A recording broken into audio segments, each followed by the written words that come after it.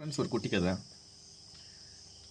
வழக்கம் போல் காட்டுக்குள்ளே வேட்டைக்கு ஒரு வேட்டைக்காரன் போகிறான்.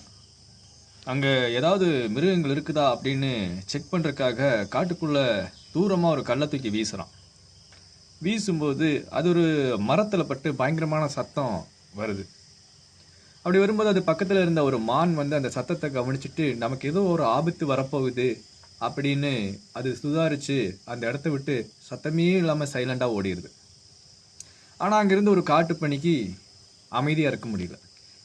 யாராவது விட மாட்டேன் அப்படின்னு சீறிட்டு பயங்கரமாக சவுண்டு விட்டு அங்கேயும் இங்கேயும் தேடி இருக்குது. எங்கிருந்து சவுண்டு வருது, விட மாட்டேன்னு பிச்சு பிசுறு கிளப்பிடுறோம்.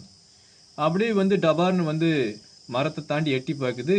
எதுக்கால வேடை துப்பாக்கியில் ஒரே போடு போய் சேர்ந்துருச்சு.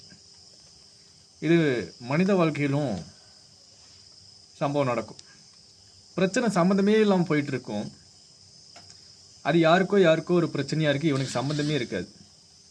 ஆனால் இவன் இடையில பூந்து கடைசியில் இவன் அடி வாங்கிட்டு இருப்பான். சம்மந்தப்பட்டவன் சம்மந்தமே இல்லாமல் போயிடுவான். அடுத்த நாள் பார்த்தா இந்த சண்டை போட்ட 2 பேரும் ஜாலியாக போயிட்டு இருப்பாங்க. இங்கே பிரிச்சு விட இடையில போனான் பாரு, அவன் என்ன பண்ணுவான்னு பார்த்தீங்கன்னா, அவன் தான் ஹாஸ்பிட்டலுக்கு போய் கட்டு போட்டு படுத்திருப்பான். இவனுங்க 2 பேருமே போய் எட்டி கூட பார்க்க மாட்டானு அந்த ரேஞ்சில். அப்போ சம்மந்தமில்லாத பிரச்சனையில் நம்ம தலையிடவும் கூடாது. நம்மளை தேடி வர்ற பிரச்சனை முடிஞ்ச வரைக்கும் ஒதுங்கி போகணும்.